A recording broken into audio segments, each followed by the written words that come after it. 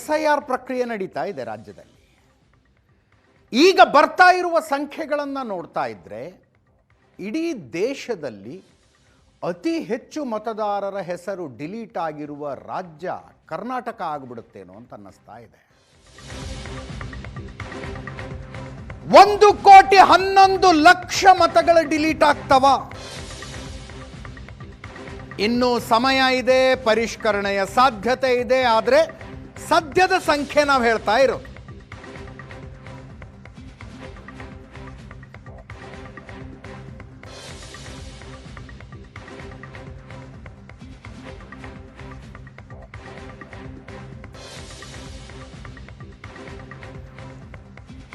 ಒಂದು 1,11,00,000 ಮತದಾರರು ಹೆಸರು ಬಿಟ್ಟಿದ್ರೆ ಆಗಸ್ಟ್ 8ರ ಒಳಗೆ ತಿಳಿಸಿ ಅಂತ ಚುನಾವಣಾ ಆಯೋಗ ಹೇಳ್ತಾ ಇದೆ. ಪ್ರತಿ 5 ಮತದಾರರ ಪೈಕಿ ಒಬ್ಬರ ಹೆಸರು ಡಿಲೀಟ್ ಆಗಿದೆ. 20%. ಒಟ್ಟು 5,54,00,000 ಮತದಾರರಿದ್ರು ರಾಜ್ಯದಲ್ಲಿ. ಈಗ SIRಗೆ ಗೈರಾದವರು, ನಕಲಿ ಅಂತ ಗುರುತಿಸಲ್ಪಟ್ಟವರು, ನಾಪತ್ತೆಯಾದವರು, ಮೃತಪಟ್ಟವರು, ಶಾಶ್ವತವಾಗಿ ಸ್ಥಳಾಂತರವಾದವರು ಸೇರಿಸಿದ್ರೆ 1,11,00,000 ಜನ ಆಗ್ತಾ ಇದ್ದಾರೆ. ಇವರ ಪೈಕಿ ಗೈರಾಗಿರುವವರು, ನಾಪತ್ತೆಯಾಗಿರುವವರು 16,30,000. ಶಾಶ್ವತವಾಗಿ ಸ್ಥಳಾಂತರಗೊಂಡವರು 66,64,000. ಮೃತಪಟ್ಟವರು 16,30,000. ಇತರೆ 11,70,000.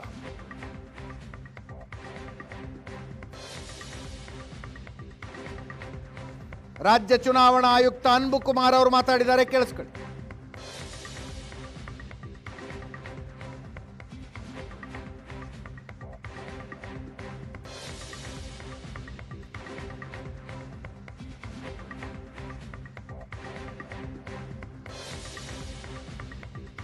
ಅನ್ಬು ಕುಮಾರ್ ಮಾತಾಡಿದ್ದಾರೆ, ರಾಜ್ಯ ಚುನಾವಣಾ ಆಯುಕ್ತರು. ಇವತ್ತುವರೆಗೂ 99.96% ಪ್ರಗತಿ ಆಗಿದೆ. 5,54,32,316 ಫಾರ್ಮಲ್ಲಿ ಈಗಾಗಲೇ 5,53,93,875 form either digitized or marked as ASDDO. ಇನ್ನೂ ನಮಗೆ ಬಾಕಿ ಇರುವುದು 22,977 ಫಾರ್ಮ್ ಮಾತ್ರ ಇವತ್ತಿನ ದಿನಕ್ಕೆ ನಮ್ಮ ಹತ್ರ ಜನರ ಹತ್ರ ಬಾಕಿ ಇದೆ. ಮತ್ತು ಈ 99.96%ಅಲ್ಲಿ 79.93% 4,43,04,632 ಮತದಾರರು ಎನ್ಯುಮರೇಷನ್ ಫಾರ್ಮನ್ನು ಸೈನ್ ಮಾಡಿ ಅವ್ರದ್ದು ಮಾಹಿತಿಯನ್ನು, ಈ ಲಭ್ಯವಿರೋ ಮಾಹಿತಿಯನ್ನು ತುಂಬಿ ಕೊಟ್ಟಿದ್ದಾರೆ ನಮಗೆ. ಅವ್ರ ಹೆಸರು ಪೂರ ಡ್ರಾಫ್ಟ್ ರೋಲಲ್ಲಿ ಬರ್ತದೆ. 1,04,04,705 ಮತದಾರರು ಅರೌಂಡ್ 20.03% ಮತದಾರರು ASDDO ಲಿಸ್ಟಲ್ಲಿ ಬಂದಿದ್ದಾರೆ. ಹಂಗಂದರೆ absentee, shifted, duplicate, dead or others ಆ ಲಿಸ್ಟಲ್ಲಿ ಬಂದಿದ್ದಾರೆ. ಅದು ಬ್ರೇಕಪ್ ತಗೊಳ್ಳುವಾಗ ಆಬ್ಸೆಂಟ್ ಲಿಸ್ಟಲ್ಲಿ ಇರೋರು 14,30,12. ಶಿಫ್ಟೆಡ್ ಆಗಿರೋರು 66,64,943. ಡೆತ್ ಮರಣ ಹೊಂದಿರೋರು 16,30,872.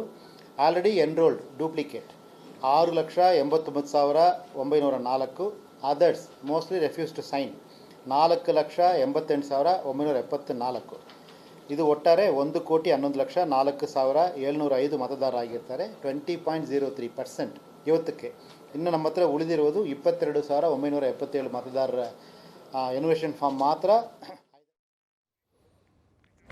ಅತಿ ಹೆಚ್ಚು ಮತದಾರರು ಬಂಗಾಳದಲ್ಲಿ ಡಿಲೀಟ್ ಆಗಿದ್ರು 90 ಲಕ್ಷ.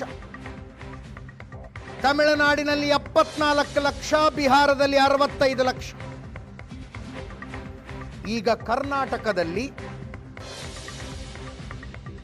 1,10,00,000 ಮತದಾರರ ಮೇಲೆ ಕ್ವಶ್ಚನ್ ಮಾರ್ಕ್ ಇದೆ.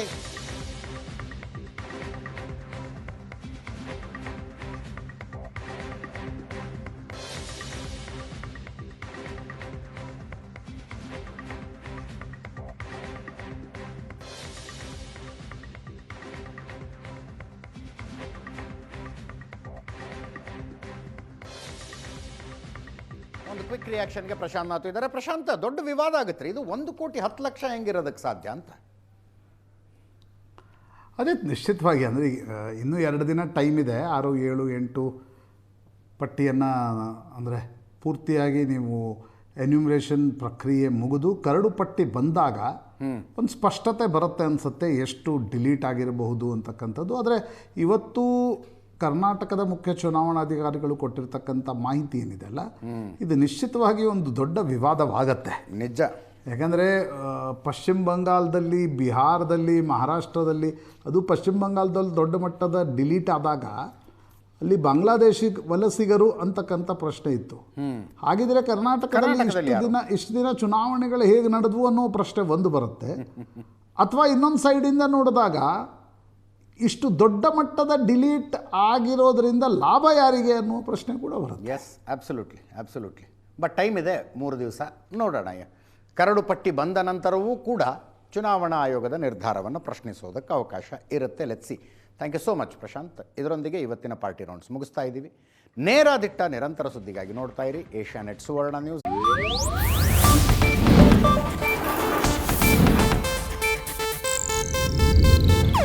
ಇದು ಏಷ್ಯಾನೆಟ್ ನ್ಯೂಸ್ ನೆಟ್ವರ್ಕ್ ಪ್ರಸ್ತುತಿ.